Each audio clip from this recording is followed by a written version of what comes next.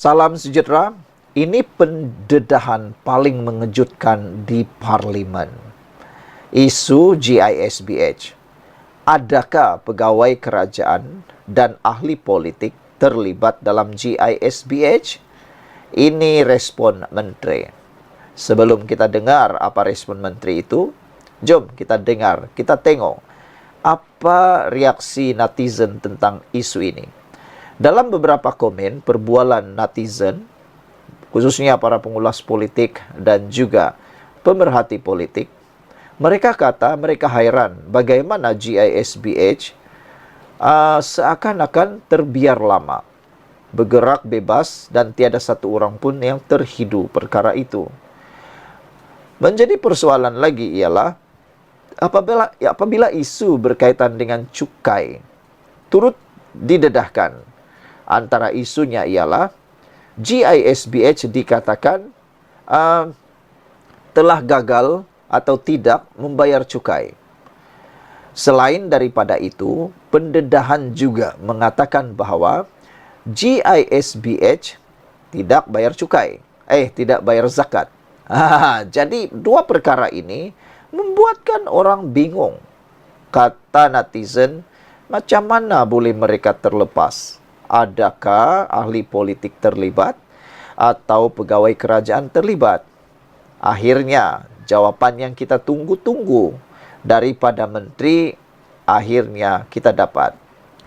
Kerajaan tidak bercadang menubuhkan Suruhanjaya Siasatan Diraja RCI berhubung dakwaan kemungkinan ada pegawai kerajaan dan pemimpin politik bersubahat dengan Global Ikhwan Services and Businesses Holdings dan Berhad GISBH.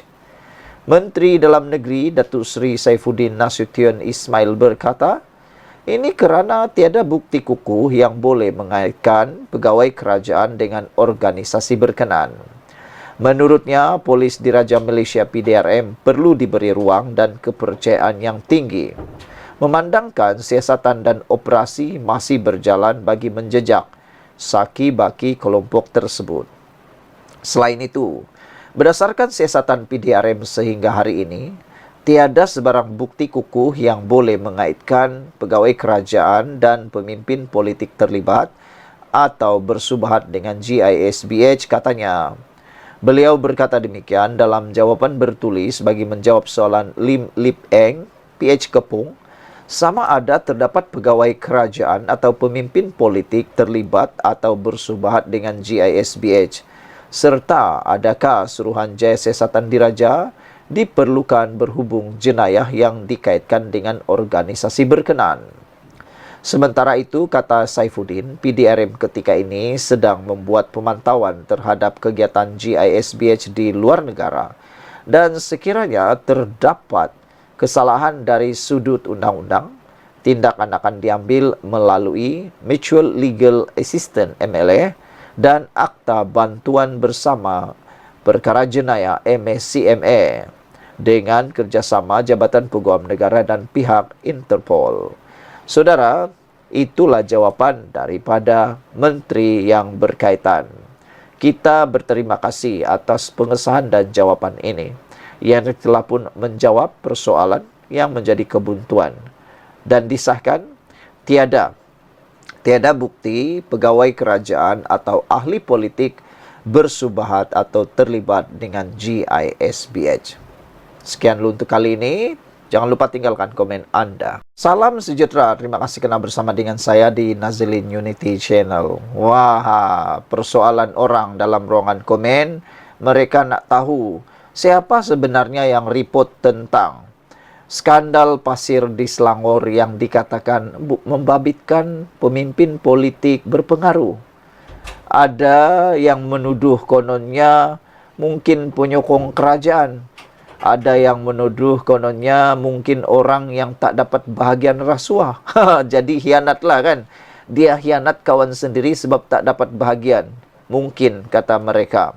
Ada juga yang kata mungkin tiada yang report, tapi SPRM menemui bukti sendiri di dalam audit ataupun pengiraan audit kepada akaun. Dan ada juga yang kata bahawa Mungkin laporan itu dibuat sendiri oleh MBI. Semua itu menjadi persoalan yang besar. Tetapi rupa-rupanya kes skandal pasir di Selangor ini sudah pernah wujud sejak sekian lamanya, dan orang yang telah menjadi bell ringer, tahu bell ringer? Pembunyi loceng, yang memulakan loceng itu, atau mungkin memulakan isu ini, menurut laporan di mykmu.net ini ialah Cik Gubad. Ada netizen tulis, kata mereka, Cik Gubad rupa-rupanya bell ringer sebenar skandal pasir di Selangor. Dulu dia report, bila, jom dengar ulasan ini. Selain dari isu GISBH, isu yang paling panas berlegar di kalangan rakyat Malaysia adalah isu Raja Pasir Selangor. Menurut SPRM, 3 lokasi telah dikenal pasti dijadikan sebagai safe house untuk menyimpan duit tunai milik Raja Pasir Selangor hasil dari rasuah skandal pasir. Rampasan duit tunai yang telah disita oleh pihak SPRM telah menjangkau 5,5 juta ringgit.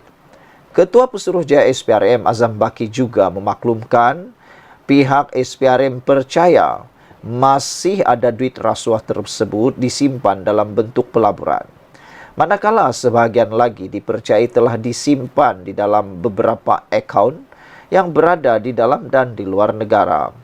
Pihak SPRM sedang cuba menjejaki kesemua duit tersebut yang berada di dalam dan di luar negara. Manakala Raja Pasir Selangor yang juga seorang ahli politik akan dipanggil SPRM dalam masa terdekat selepas semua bukti diperoleh. Laporan SPRM oleh Cik Gubad. Sebenarnya, skandal curi pasir Raja Pasir Selangor bukanlah sesuatu yang baru didedahkan. Ianya telah pun didedahkan oleh Badrul Hisham Syarin, atau anda lebih kenali sebagai Cik Gubad, yang merupakan ahli PPBM sekarang ini. Malah Cik Gubad sudah membuat laporan SPRM dengan menyerahkan semua dokumen berkaitan sejak tahun 2018 lagi.